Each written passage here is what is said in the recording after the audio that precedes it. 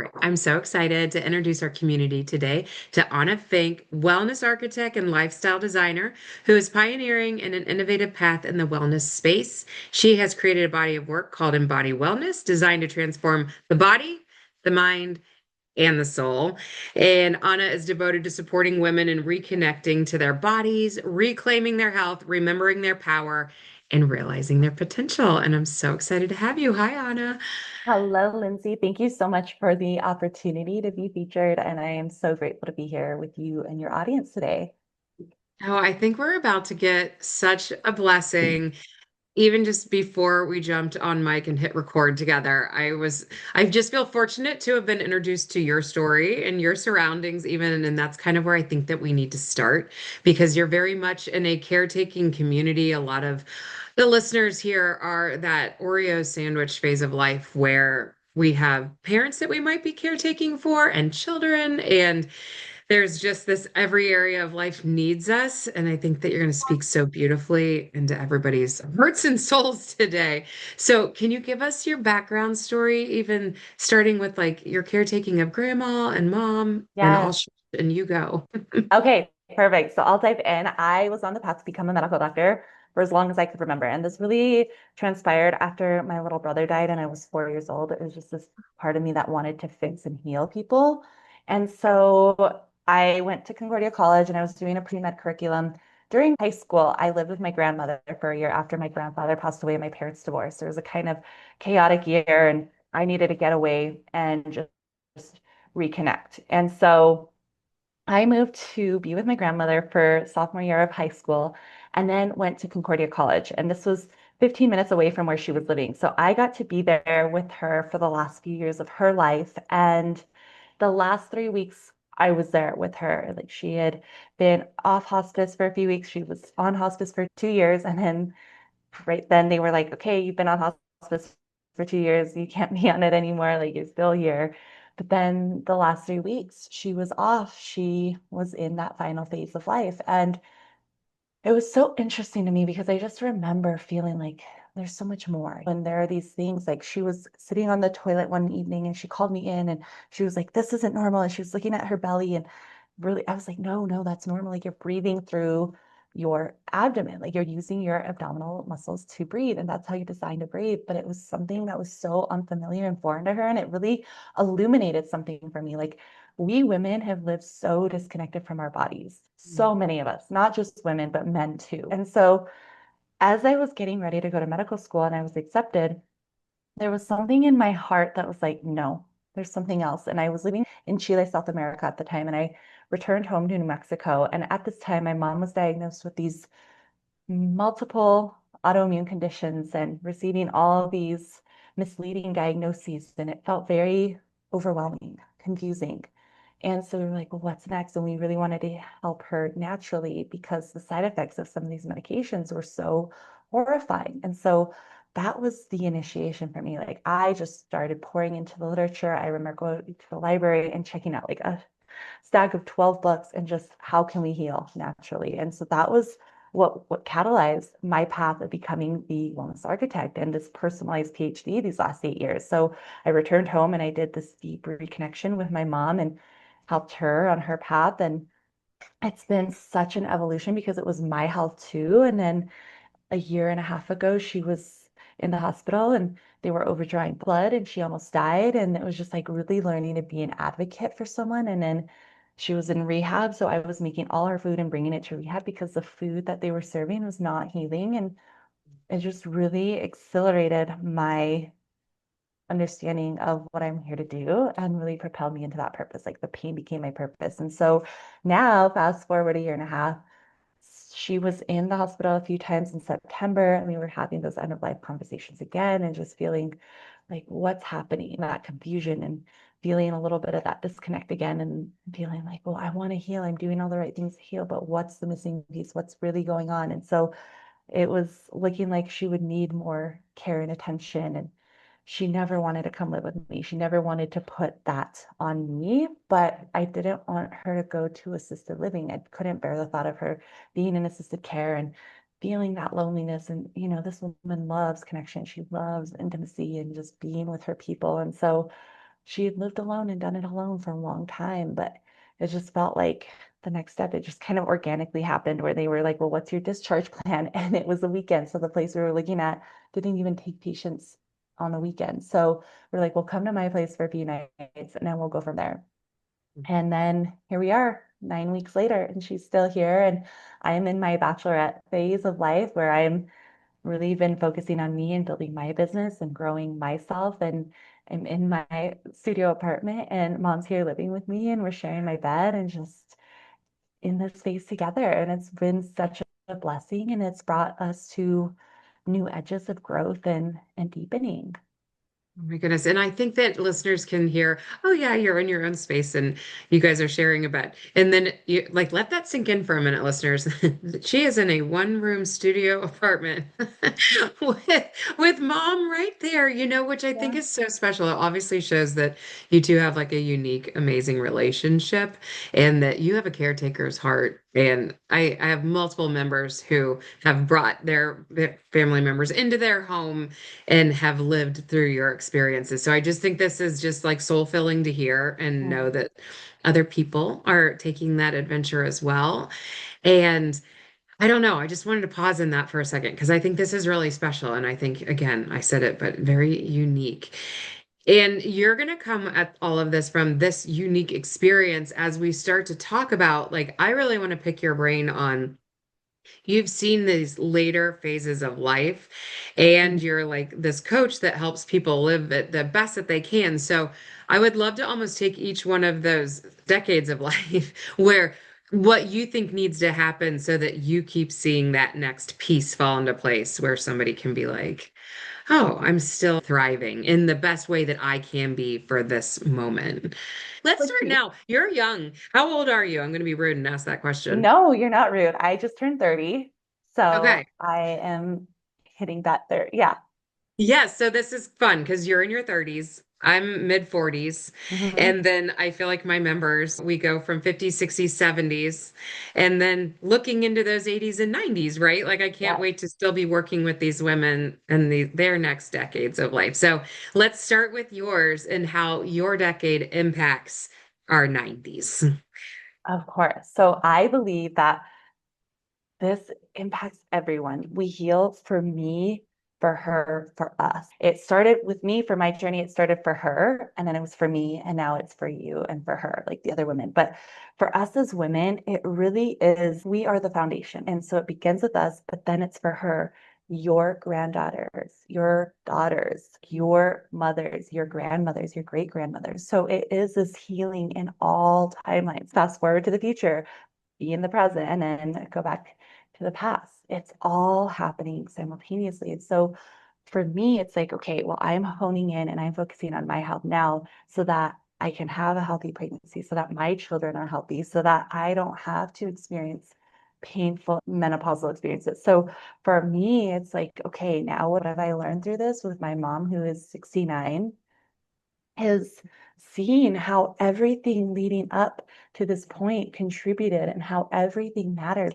Each choice, each meal, each experience, things that happen to us in our 20s when we're sick with mono might then later present in our 40s, 50s with that Epstein-Barr virus coming back into that no longer latent stage, but no longer dormant stage, but more active stage. So for me, it's like right now, wherever you are in your life, the more you can cleanse, the more you set yourself up for radiant health and the more you can heal. So that is what sets us up for the next decade, but also it's an investment now and in the future. So for me, it's about educating people and really not so much just sharing information, but allowing people to experience the transformation through embodying that information, living it. Because it's one thing to know something, and it's Mhm. another thing entirely to actually live by it and do it. I know, can you give even like a specific example with that? Because it makes a lot of sense to me, but I think it would help to hear to embody something and experience it versus no. Yeah, it's something so simple like hydrating. We all know that we could drink more water, but it's another thing to do it. And so what I found is what I often recommend is lemon water because it's much more hydrating. It makes the water living and it's going to cleanse your body and alkalize your body, which alkaline states create more health and radiance and are less promoting of pathogens and toxins. So when we're looking at that, it's like, okay, when you start hydrating and you're drinking lemon water, you start to feel better. Your energy skyrockets. Your hormones start to come into more balance. You're eliminating more. I've had clients who were constipated for days on end. And then they started implementing some of these things that they quote unquote knew, but then they really started learning and living by what they were learning. And they were regular multiple times a day, they were now eliminating. So it's something like that where it's just like, yeah, I know I could, but until you actually do it and notice the effect, because that's when you start to feel better, you start to choose differently and do better, right? Absolutely. Thank you for that gentle example because I think sometimes we go to a more intense example of if we're muscle training and just a water example, just a we're going to feel better. And I think that that's very tangible for every listener to go, I can drink more water and see how I can feel in that other body that's more hydrated. So, Yes, thank you for that. And I of love course. that you use the word investment because it is an investment for our future self. I want to pull in this word fear. And anyone who's been listening to my podcast is like, okay, you talk about this a lot because I can always hear from the listener standpoint where they're like, oh, I get that I should have, could have, would have been doing all of this stuff earlier, but like it's almost like this panicky feeling of maybe I haven't been doing this investing in self for a really long time. And I guess my question to you for everyone to hear is that is it ever too late to start investing in self? Never. And the reason I was laughing when you were bringing up fear is because I speak about fear a lot because it's been one of my greatest contemplations. And it's like the acronym face everything and rise or fear everything and run. And then Mhm. fear can also be excitement. Like fear and excitement contain the same energetic frequency. It's just fear is simply excitement without breath. And so when we breathe into the fear, we alchemize it. And so it's remembering our power to alchemize. And it's never too late. Your body is always striving for balance, always striving for healing. And when we begin to decode the symptoms we're experiencing, because symptoms are common, they're not normal, and every single human is experiencing at least one symptom, we start to understand that we can recode our body for radiance. We can begin to become our own best wellness architect, and the body responds so fast. That's why it's like I'll have a session with a client, and the next week they're noticing so many changes just within those few days because the body, when it's given what it needs to heal, will heal. Mhm. It's just about supporting it with what is truly healing. And I know that can feel very confusing out there with all the misleading health trends and myths. And it's like, what is actually true? Right, which we should dive into this a little bit. I think again, like I love your gentleness around this, that you're not going to throw anything crazy at our community. It really No. is just one, it's never too late. And let's hear some of your tangible takeaways of if you were like, if you were just going to take these little micro actions and experiment with them, where would be some of your starting points? I would start with bringing in more fruit. What I see is a lot of people, especially when we're looking like when I was with my mom in the hospital in January of 2024, they were so worried about atrophy. But I was giving her all of these amazing glucose-rich foods like smoothies and potatoes and squash and trace minerals and leafy greens. So she wasn't experiencing the muscle atrophy that many do. And I realized that it's not because of a lack of movement or whatever, it's a lack of glucose that people are getting. And so I know there's this fear around sugar and people are avoiding sugar because sugar is bad, but there's a difference between refined and processed sugar versus real whole fruit sugar. And so those clean carbohydrates are essential for muscles, for your brain, for your adrenals, for your liver. Your body needs glucose. It's the primary fuel for the body. And so what I see is many people will just avoid that and default just to the protein and think Mhm. the protein is the nutrient. But if everyone were truly nutrient like depleted in protein or deficient in protein, then everyone now that is eating the high protein diet would not be experiencing the symptoms they're experiencing. So why are all these people experiencing symptoms and chronic illness and autoimmune conditions? They're not protein deficient, they're glucose deficient. So that's one area I would really hone in on is to bring in more fruits because they're the most healing food group that exists. and back to the bowel conversation we were just having, is that yes, water for bowel movements, but this fruit is also like the miracle fruit. I'm Yes, guessing. Yes. 100% because it's cleansing, it's alkalizing, it has bioavailable glucose. It's going to purge out the toxins. So I would begin your day with fruit first. I see a lot of people do high fat diets in the morning, and the fat prevents cleansing. So anytime we're preventing cleansing, then our body and our livers aren't healing in the way we need to, which the liver reflects so much in our body and it's overlooked and undervalued. And so when we're looking at aging with grace and we're looking at just aging in general, we want to look at the liver. Now, when we're looking at skin conditions, digestive health issues, that also ties back to the liver. I would highly recommend just bringing in more fruit, a lot of leafy greens, because leafy greens, again, when we're looking at protein, you want to think about where does the strongest land mammal get its protein? Like, what does a strong land mammal eat? They eat grass, herbs, leaves, trees, plants.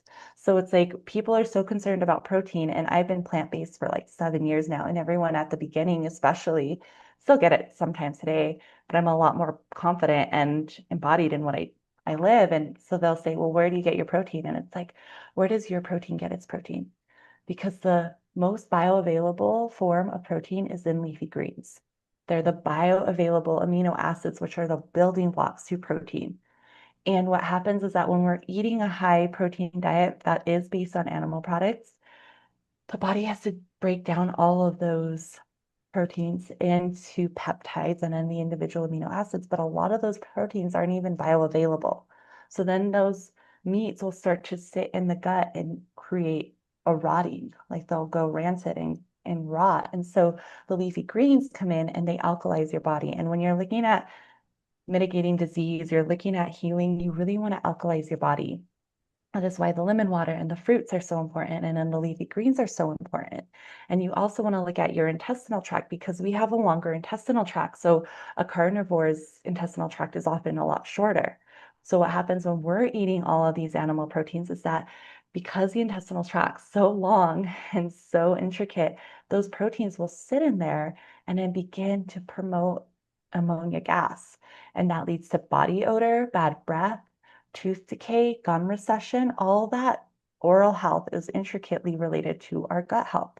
And so that's something I want to include is because a lot of people will tell me I can't eat leafy greens because they make my stomach hurt or I don't digest them as well. Well, it's actually a cleansing reaction. So a lot of people will think like, oh, I'm eating fruit and I get a stomach ache or I get this, and they attribute that uncomfortable sensation or that reaction to something bad caused by that fruit, which is actually a healing, cleansing reaction.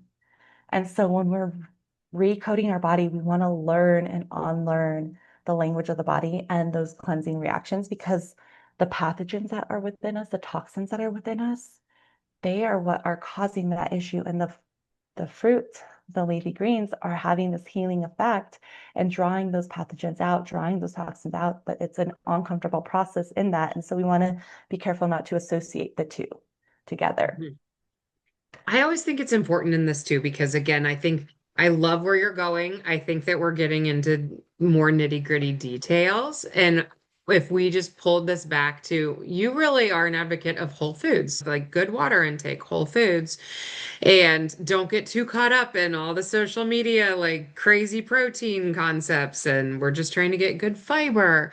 So, not to dumbify all this, I promise I'm not trying to No. do that, but just if somebody is getting a little overwhelmed, just bring it to that. I love Yeah. what you're talking about. And I feel like we could all just really benefit from the good old basics, that foundational work of let's get back to eating fruits and vegetables. They're really Yes. good for us. Well, Yes. and that's the thing that I've learned, and a lot of your listeners would probably experience too, is the healthcare system. One of my mentors wrote a book and he coined it the disease care system because for every patient healed, a profit is lost.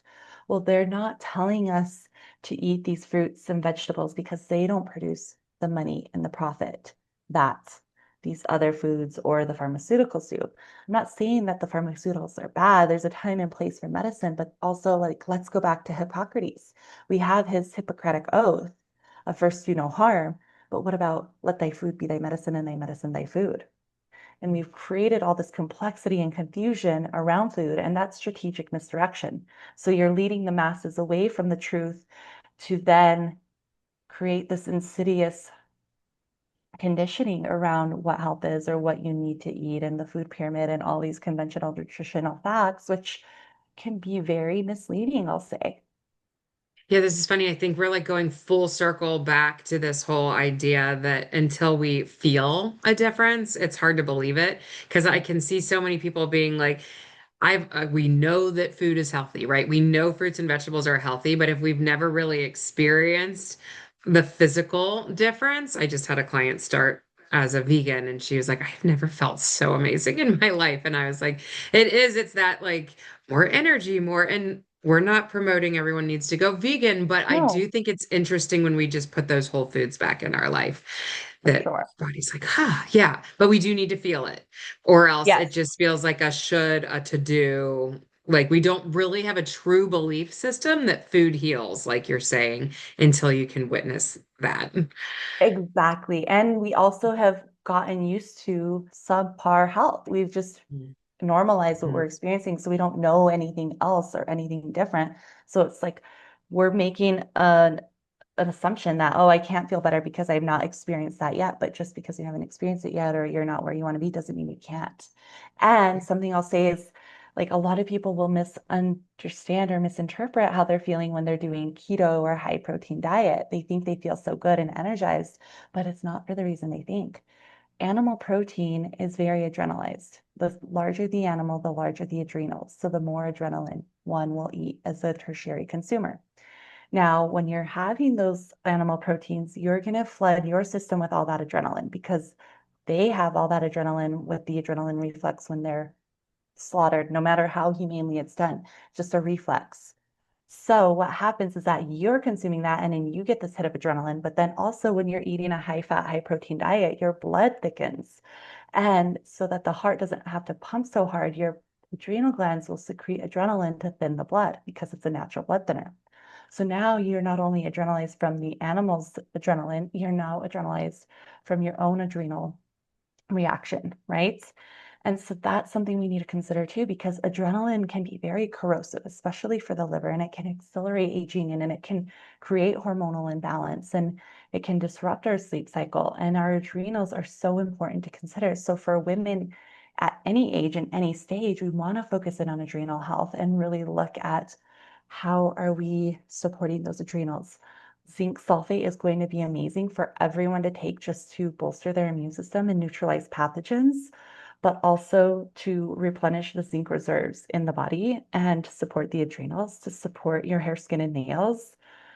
Ashwagandha is amazing for the adrenals. Lemon balm, licorice root is like the top adaptogen for recharging the adrenals at an accelerated rate. So you can bring in all of these supplements in a very strategic way to harmonize your hormones, to rebalance your body. I've had women who are on bioidentical hormone replacement therapy and then like the synthetic, just like regular HRT. And it was just like they felt a difference and they were able to come off the HRT through these sustainable lifestyle practices. And it really is about remembering your power but reconnecting to your body in that process. And sometimes when we're bringing in these healing foods and fruits and vegetables, you're going to have these cleansing reactions. So you may not feel good, but part of the healing, even when you're doing the emotional depth of work of like that emotional processing, it's not always beautiful and easy, right? It can be quite intense. And so that's the same thing with the physical body, is that you're healing. And many people are quite constipated. I'm going to go back to the elimination because it is such an important piece. People think that one poop a day is normal, but that's even kind of constipated. We're wanting to eliminate like at least once after every meal. And so the more we eliminate, the more we cleanse, the more we heal. A lot of those toxins that are in our descending colon are designed to be eliminated. But because we're not eliminating with the frequency that our body could, those toxins are reabsorbed into the body. And then there's more compaction happening in the colon. So that's something that we want to focus on is really eliminating, and cleansing is the way to heal. It's so foundational. Yes, thank you. Again, I feel like these adrenals keep popping up too, Yeah, and loving on the adrenals. And it does typically go, with the supplementation but can we also talk? I keep meaning to ask this. Do caffeinated any other stimulants going into our body mess with our adrenals? absolutely. And I love that you asked this question because yes, I used to drink coffee a lot. I had severe adrenal fatigue. I quit coffee, I quit caffeine because the caffeine is a central nervous system psychoactive drug and it codes our body for survival. And I always say, like, as a wellness architect and you becoming your own best wellness architect, you're either coding your body for survival and stress or radiance and creation. And caffeine codes your body for stress and survival because it literally triggers that adrenaline reaction from the adrenals and puts your body in a state of fight, flight. It's not safe, run. The body's not safe. But also, more than that, caffeine is highly acidic. And the body is so intelligent in its design. So, in order to buffer that acidity, it leaches magnesium, calcium, all these minerals from the bones to bring the pH back into that normal 7-ish range. And then we're weakening our bones and our teeth. And so women were already concerned about our bone density, right? And we're told, like, oh, yeah, get the dairy, do these things. But it's like the very things we're told to take and consume to strengthen our bones are actually things that weaken them. Like dairy is high in fat, it creates acidity in the body, it's mucogenic, it's inflammatory. So that compounds and exacerbates hormonal imbalance, osteopenia, osteoporosis. And so it's really about going back to what is true and to the simple basics. Can stay on caffeine with me for a second. I know, I'm sorry, I went on. No, I love it. I'm just going to rein you back in Yes, because do you feel like tea, like where we get our caffeine from, makes a difference? Or is it just blanket statement caffeine? caffeine in general. Yeah, Okay. I mean, a lot of people are opting for matcha and green tea because it's less caffeine concentration, but it's still caffeine. So it's still the same effect. So it's for all types of caffeine, energy drinks. Yes, Yeah.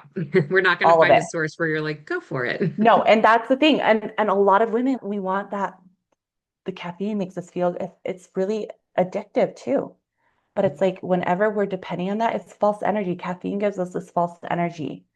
And so when we're looking at that, we want to look at our adrenals, and that's why licorice root tea in place of caffeine can be so healing and energizing because it gives us that bit of energy, but it's also healing and repairing the adrenals on such a deep level, whereas the caffeine is creating more acidity and weakening your bones and teeth. And so it's like that stress bucket. The more you have of one thing, the faster it overflows. So it's like, well, today it won't be so bad. But remember, like I said earlier, that one choice, that one decision we're making, it matters. And over time, it compounds. And so, are the choices we're making today an investment in our health now and in the future, or a cost in our health and our future?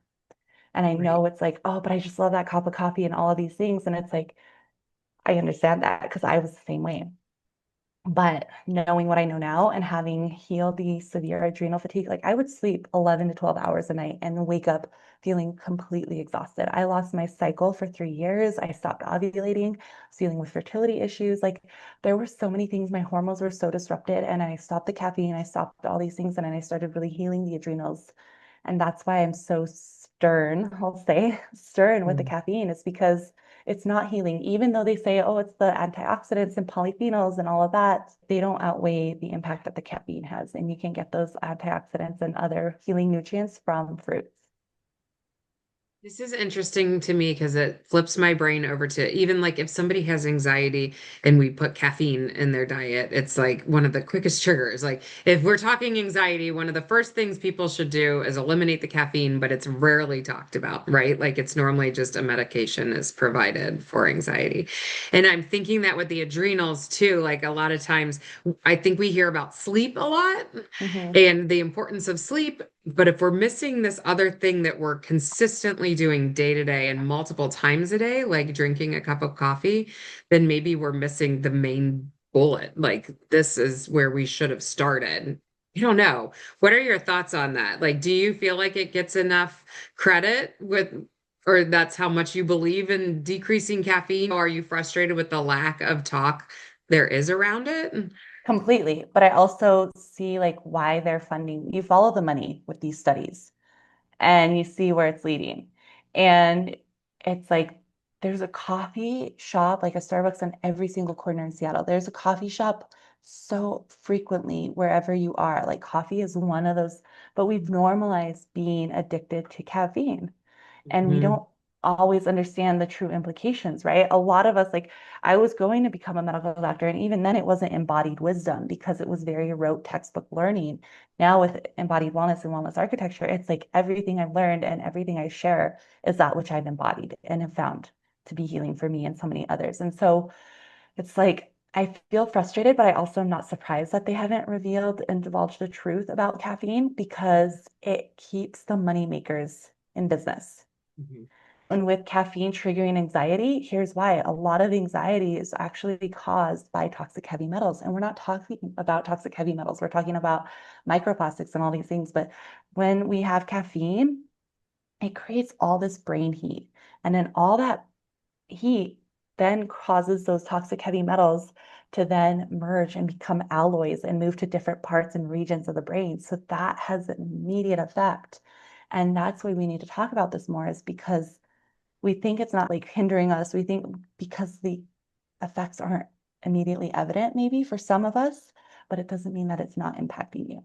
And so I Right. do get very frustrated with it because it's like, oh, a little bit won't hurt. And there's a whole myth around moderation. So I'll stop there. You can reel me back, but No, it just goes so deep. I love everyone's soapboxes because there's a reason why we have them, right? Right. We've seen this impact somewhere else where we're like, oh, it could be so much better, but I can't convince you yet, and that's okay. Yeah, We got to get there exactly. on our own. Yeah. We do. No, I appreciate you going down this path with us. I knew our time was going to fly. I feel like I want to make sure we don't miss this out of you because you do work virtually with individuals. Yeah. Can you kind of give us a little glimpse into what it would be like if we were working with you? Absolutely. So again, every human body, like your body blueprint is so unique. Every human body, we have the same physiology, we have same organs, all of this, but each body blueprint is so distinct. And every human is so unique in their gifts, in their vision. And so it's a very curated experience. Like we begin with the body blueprint breakthrough session, which is a detailed wellness architecture, like wellness assessment, and go into the health history and then curate a customized wellness plan for the individual based on their body blueprint, their vision, their goals, everything, their lifestyle. And then we go from there. So a lot of embodied wellness isn't just the physical aspect of health and wellness, but the emotional, mental, energetic, spiritual. I bring in human design, I bring in neurolinguistic programming and emotional freedom technique, tapping for those of you who know that. It's really an experience because your health is the foundation. It's the physical foundation upon which everything, your life, your relationships build. And it really is so unique, but it really is about reclaiming your health and doing fine-tuning sessions with the wellness architecture sessions. So we'll check in and you'll let me know how you're going, and I'll guide you through the cleansing and detoxing of your body and your environment and all these different ways to really refine and optimize your lifestyle to elevate your health. I love that. That was a beautiful summary. Thank you. Thank And you. you've even taken it a step further that when people do live in your area, what did you call it? Tell us about your day that you can enter into somebody's home. It's like an Yes, experience. these are lifestyle design experiences. And Yes. I'm launching them here, but I also am going to be traveling to clients' homes. So if someone is listening and they're interested in having me come to their home and doing, it's more like a one-on-one curated wellness retreat. So it's 1 to 2 days, and we do a pantry makeover, a supplement audit. We go through your morning and nightly rituals.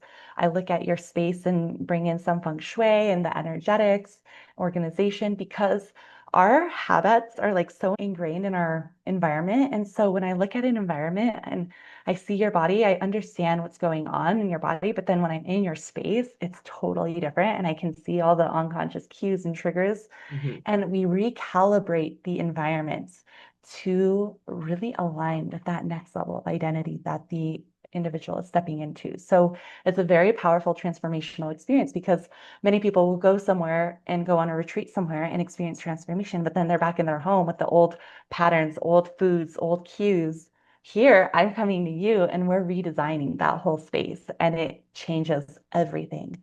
And it's about anchoring into that new identity and feeling the most empowered self and really bringing that futuring, bringing the visualization in and the futuring because every every timeline converges now, past, present, and future.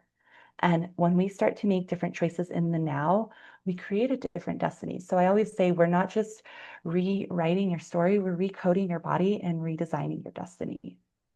It's so good. It's so good. Can you give us an example too of like when you walk into somebody's home? I'm picturing something as easy to spot as somebody sleeps with their phone by their head, and as hard to spot as what? What's the spectrum of how our environment could be affecting us? Of course, I mean, it can be the blue light and what you're doing right before bed. It could be the TV in the bedroom.